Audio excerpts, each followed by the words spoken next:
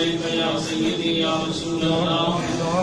وعلى آلك وأصحابك يا سيدي يا حبيب الله الصلاة والسلام عليك يا رحمة للعالمين وعلى آلك وأصحابك يا خاتم النبيين واستفرغ الدمع من عين قد امتلأت من المحارم والزم حمية الندم وخالف النفس والشيطان واسهما فإنهما مخلوق النصح فاتهم ولا تطع منهما خصما ولا حكما فأنت تعرف كيد الحسب والحكم أستغفر الله من قول بلا عمل لقد نسبت به نسلا لذي أمي أمرتك الخير لكن ما اقتدرت به وما استقمت فما قولي لك استقمي ولا تزبدت قبل الموت نافلة ولم أصل سوى فرض ولم أصم مولاي صل وسلم دائما أبدا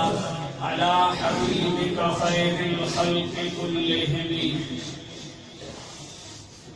حضرات گرامی، جس جگہ ہم موجود ہیں یہاں یہ پہلا جنازہ نہیں آیا، کئی جنازے یہاں پڑھے جا چکے ہوں گے، لیکن حضرت امام احمد بن حنبل کا قول یاد آتا ہے کہ ہمارے جنازے ہمارے دن اور رات گزارنے کے فیصلے کریں گے، اللہ اکبر، کہ ہماری حق پہ ہونے یا نہ ہونے کا فیصلہ ہمارا جنازہ کیا کرے گا. آپ لوگ دور دراز سے تشریف لائے ہیں، میرے شیخ طریقت بیماری اور عمر کی اسٹیج پہ جلوہ گر ہیں، کئی مشائخ اعظام علماء کرام تشریف فرما ہیں، کوئی خونی رشتہ نہیں ہے، ایک اللہ کے بندے کے آخری سفر میں یہ سعادت حاصل کرنے کے لیے آئے ہیں کہ حضور فرماتے ہیں یہ اللہ کا خاص کرم ہے میری امت پر، اگر دنیا سے جانے والا جنتی ہو تو جو جنازے میں آتے ہیں اللہ ان کی کوشش فرما دیتا ہے. یہ خاص فضل ہے اللہ کا، اور اس امت کو یہ اعزاز حاصل ہے. فرمایا اگر مرنے والا گناہگار ہو، جنازہ پڑھنے والوں میں کوئی بندہ ایسا ہو جو اللہ کا محبوب ہو تو اس کے سبب سے مرنے والے کے لیے اللہ بخشش فرما دیتا ہے.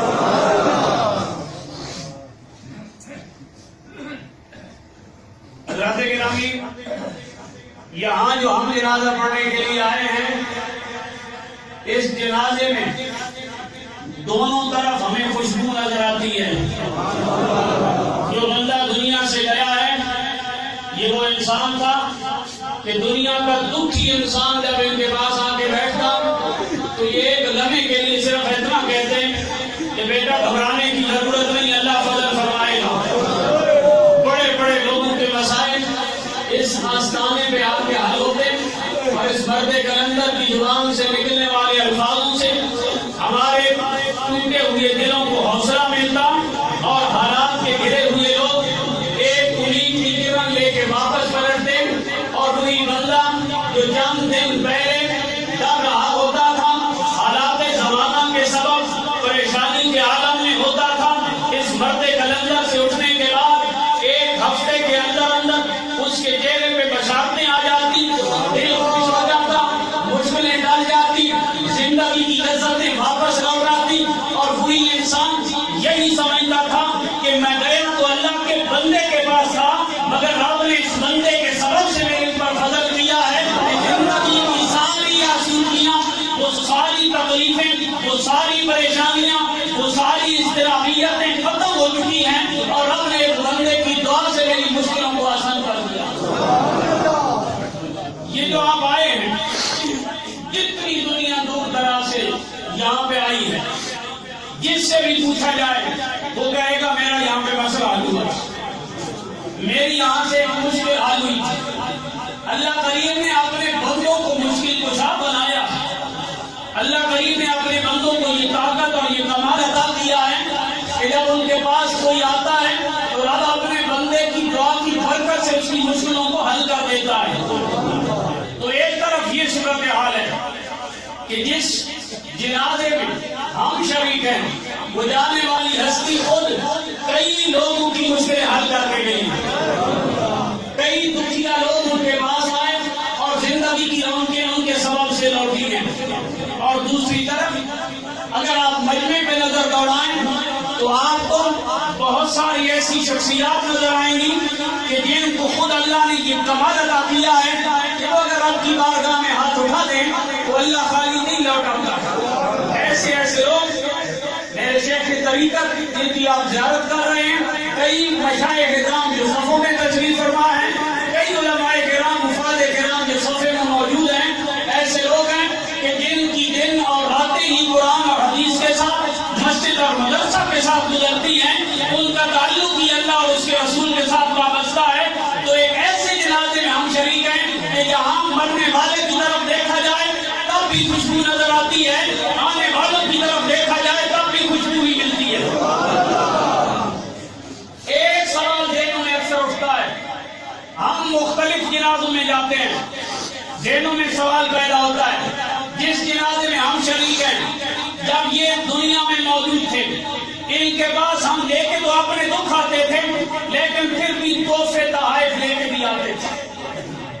اپنی استطاعت کے مطابق، کہ میں استاد جی کے پاس جا رہا ہوں، پیر صاحب کے پاس جا رہا ہوں، اپنی استطاعت کے مطابق دنیاوی تحائف ہم لے کے جاتے تھے۔ ایک سوال ذہنوں میں یہ آتا ہے کہ اگر ہم زندوں کے پاس جائیں، زندوں کو ملنے کے لیے جائیں، زندوں سے ملاقات کے لیے جائیں، تو اس وقت ہم ان کے لیے تحائف لے کے جاتے ہیں اپنی استطاعت کے مطابق۔ بیمار ہے تو دوائی لے جائیں گے، فروٹ لے جائیں گے، دیگر تحائف لے جائیں گے، اس کا حال پوچھنے جائیں گے، جو ہمارے بس میں ہوگا وہ اس کو لے کے جائیں گے اور اس کو دیں گے، اور اس کا نتیجہ کیا ہوگا کہ ہماری حاضری وہاں لگے گی اور یہ پتہ چلے گا کہ ایک زندہ کو جو ہم تحفہ دے رہے ہیں یہ اس کے کام آئے گا۔ سوال یہ پیدا ہوتا ہے کہ جو ہم زندہ کو تحفہ دیتے ہیں وہ زندگی میں اس کے کام آتا ہے، تو مرنے کے بعد اگر کسی بندے کے جنازے میں ہم شریک ہوتے ہیں، ہم تو ان سے بات بھی نہیں کر سکتے، ہم تو ان سے گفتگو بھی نہیں کر سکتے، ہم سے تو ان کی ملاقات بھی نہیں ہے،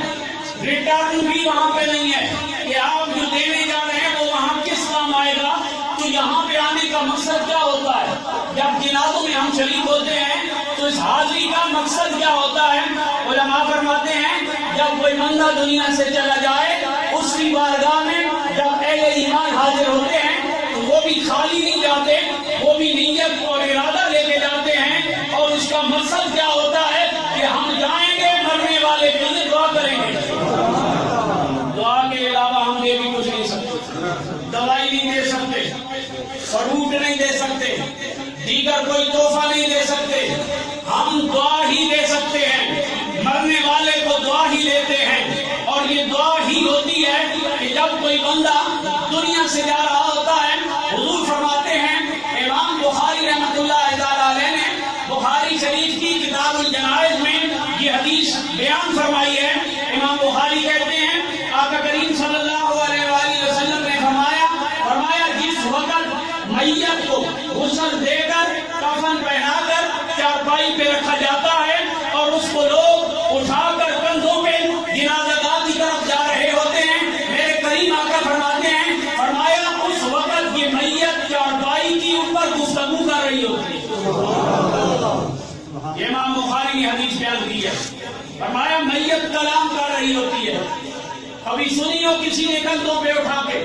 کہ ہم نے میت کو کندھوں پہ اٹھایا ہے، کبھی بات سنی ہو، پتہ چلتا ہے ہمیں وہ سنائی نہیں دیتا لیکن مدینے کے درجات سنتے، ہم نہیں سن رہے ہوتے لیکن حضور بیان کر رہے ہیں میت کلام کرتی ہے۔ فرمایا میت اس وقت گفتگو کرتی ہے، انکان صالحتن قالت قدمونی، فرمایا جو بندہ دنیا سے جاتا ہے جس کا رسالہ ہوتا ہے اس کی دو ہی حالتیں ہوتی ہیں، یا بندہ بڑا نیک ہوتا ہے، متقی ہوتا ہے، پرہیزگار ہوتا ہے، یا بندہ گناہگار ہوتا ہے خطاکار ہوتا ہے، سیاکار ہوتا ہے، حضور نے فرمایا انکان صالحتن قالت قدمونی، فرمایا اگر مرنے والا بندہ نیکوکار ہو، متقی ہو، پرہیزگار ہو، اللہ کا نیک بندہ ہو، تو میت جب اس کو کندھوں پہ اٹھایا جاتا ہے تو میت یہ نہیں کہتی قبر اندھیری ہوگی، وہاں پہ ڈر ہوگا، میں وہاں پہ تڑپوں گا، وہاں پہ پریشانی بنے گی۔ حضور فرماتے ہیں اس وقت میت کلام کرتی ہے مجھے کندھوں پہ اٹھا کر لے جانے والوں جلدی لے کے جاؤ، جلدی لے کے جاؤ، جلدی لے کے جاؤ۔ کیوں؟ فرمایا وہ اس وقت اپنی قبر کی طرف جلدی اس لیے کرتا ہے کیونکہ میت اپنی زندگی کامیاب گزار کے جا رہی ہے۔ جس بندے نے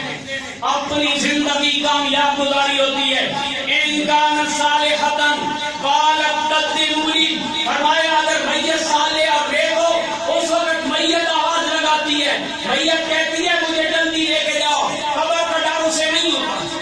وہاں کی پریشانی اسے نہیں ہوتی، اسے پتا ہوتا ہے کہ ساری زندگی جس آقا کی ذات پہ میں درود و سلام پڑھتا رہا ہوں آج میری قبر میں وہی کریم جلوہ گر ہوں گے، آج میری آنکھیں اس کریم کے رخ انور سے ان کا دیدار کریں گی، آج اس کی بارگاہ میں میں حاضر ہوں گا۔ لہذا دنیا میں اپنی زندگی اپنے آقا کی وفاداری میں گزارنے والا قبر کی طرف جاتے ہوں گے، ڈر نہیں رہا ہوتا، کانپ نہیں رہا ہوتا، اس پر پریشانی نہیں ہوتی، بلکہ قبر کی طرف جاتے ہوں گے جنہوں نے کندھوں پہ اٹھایا ہوتا ہے ان کو وہ زبان حال سے کہہ رہا ہوتا ہے قانون قدرت یہ ہے کہ قبر کی طرف خود چل کے جانا نہیں، رب نے طریقہ کے بنایا ہے، ورنہ ہماری حالت تو یہ ہے کہ اگر اپنے قدموں پہ چل کے جانا ہوتا تو ہمارے دوڑ کے جاتے۔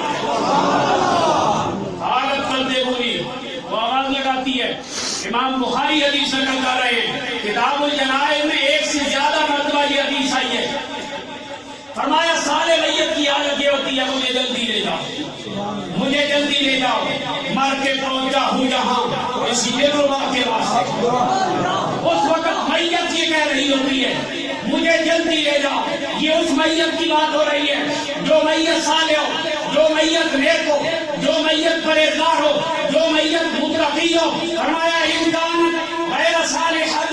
قالت لأہلها یا ویلها این تذهبون بها، حضور فرماتے ہیں فرمایا اگر میت گنہگار ہو، غیر صالح ہو، سیاکار ہو، بد کردار ہو، جب اس کو غسل دے کر کفن پہنا کر کندھوں پہ اٹھایا جاتا ہے اور جب اس کو قبرستان کی طرف لے جایا جا رہا ہوتا ہے اس وقت گنہگار آدمی واویلا کرتا ہے اور وہ کہتا ہے او ہائے ہلاکت لوگوں، مجھے کہاں تم بربادی کی طرف لے کے جا رہے ہو، تباہی کی طرف لے کے جا رہے ہو، بربادی کی طرف لے کے جا رہے ہو۔ پریشانی کے عالم اس کے اوپر سوار ہوتے ہیں۔ دونوں واقعات سننے کے بعد ایک نتیجہ تو نکل آیا، امام بخاری نقل کر رہے ہیں، میرے قریب ارشاد فرما رہے ہیں کہ مرنے کے بعد جو مسلمانوں کا عقیدہ ہے وہ یہ ہے کہ مرنے کے بعد بندہ ختم نہیں ہوتا، وہ گفتگو کرتا ہے، وہ مار کھپ نہیں جاتا، وہ گفتگو کرتا ہے، وہ کلام کرتا ہے، وہ باتیں کرتا ہے۔ اگر نیک ہو تب بھی بات کرتا ہے، اگر گنہگار ہو تب بھی بات کرتا ہے۔ دونوں صورتوں میں مسلمانوں کا عقیدہ تو سامنے آ گیا کہ مرنے کے بعد بندہ مار کھپ نہیں جاتا، نیک ہو تب بھی بات کرتا ہے، گنہگار ہو تب بھی بات کرتا ہے۔ اور میرے آقا کریم صلی اللہ علیہ وسلم نے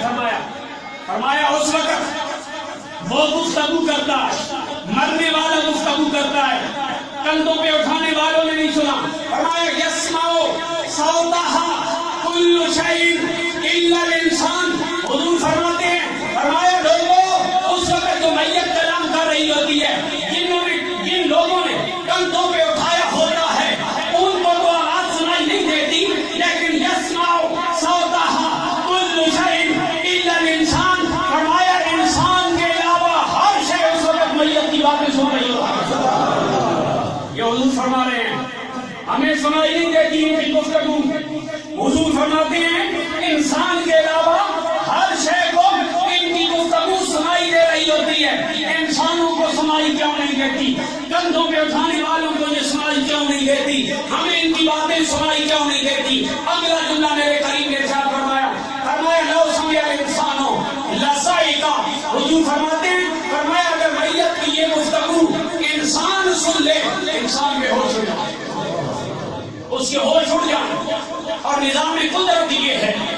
نظام کائنات یہ ہے، ترتیب اس دنیا کی یہ ہے کہ جب بھی کوئی مسلمان مرتا ہے پھر اس کو غسل دیا جاتا ہے، پھر اس کو کفن پہنایا جاتا ہے، پھر اس کو کندھوں پہ اٹھا کے قبرستان کی طرف لے جایا جاتا ہے، پھر اس کو قبر میں اتارا جاتا ہے۔ اگر کندھوں پہ اٹھا کر لے جانے والوں ان کی آواز کندھوں پہ اٹھانے والے لوگ سنیں، میرے آقا کریم صلی اللہ علیہ وآلہ وسلم نے فرمایا لو سمع الانسان لصعق، اگر انسان سنے انسان بے ہوش ہو جائے، یہ نظام دنیا درم برم ہو جائے۔ لوگ اپنے مردوں کو پھر غسل کیسے دے، کفن کیسے پہنائے، دفن کیسے کرے، یہ نظام دنیا تبدیل ہو جائے اور یہ قائم رہنا ہے۔ اور دوسری وجہ یہ ہے کہ وہ عالم برزخ کی بات ہے، جہاں بدل گیا ہے، سانس نکلی ہے تو نظام تبدیل ہو گیا ہے، وہاں کی باتیں مجھے اور آپ کو پتہ نہیں ہے، لیکن کریم ذات کو پتہ ہے، اللہ کے محبوب کو پتہ ہے، اللہ کے محبوب کو پتہ ہے۔ اس لیے حضور فرماتے ہیں اور وہ باتیں یہاں سنائی نہیں دیتی، لیکن ایک بات یاد رکھو، زندوں کے لیے تحفے لاتے ہو، جانے والوں کے لیے تحفہ کیا ہے؟ فرمایا ان کے لیے یہی ہے دعا۔ ابو داؤد شریف کے اندر، مشکوٰۃ شریف کے اندر آقا کریم صلی اللہ علیہ وآلہ وسلم نے فرمایا اذا صلیتم علی المیت فاخلصوا له الدعاء، فرمایا میت کے اوپر جب جنازہ پڑھ چکو پھر خالص اس کے لیے دعا کیا کرو، اس کے لیے بخشش کی دعا مانگا کرو۔ ایک اور حدیث میں حضور ارشاد فرماتے ہیں، فرمایا الدعاء مخ العبادہ، فرمایا دعا عبادت کا مغز ہے۔ اب آپ خود اندازہ فرما لیں کہ جنازہ عبادت ہے کہ نہیں، جنازہ عبادت ہے۔ حضور فرماتے ہیں دعا مخ العبادہ، دعا عبادت کا مغز ہے، تو پتہ چلتا ہے کہ جنازے کے بعد دعا ہے۔ حضور فرماتے ہیں میت پہ جب نماز جنازہ پڑھ چکو تو خالص اس کے لیے دعا کرو۔ ایک وہم یہ بھی ہوتا ہے کہ جنازے میں دعا ہوتی ہے اور جنازہ ہی دعا ہے، لہذا اس کے بعد دعا کی ضرورت نہیں۔ تو میرے بھائی چند منٹوں میں میں بات آپ کو بتاتا ہوں کہ جنازہ دعا نہیں ہے، جنازہ نماز ہے، جنازہ نماز ہے۔ چار تکبیر نماز جنازہ، چار تکبیر نماز جنازہ۔ جب آپ نماز پڑھنے کے لیے آتے ہیں اس وقت جنازے کی آپ نیت یہ کرتے ہیں کہ یہ نماز ہے، تو جنازہ نماز ہے، جنازہ دعا نہیں ہے، لہذا یہ نماز ہے اور نماز کے بعد دعا کی جاتی ہے۔ باقی یہ رہا کہ جنازے کے لیے وضو میں ہونا، صف بندی میں ہونا، قبلہ کی طرف منہ ہونا، یہ چیزیں ضروری ہیں، لیکن دعا کے اندر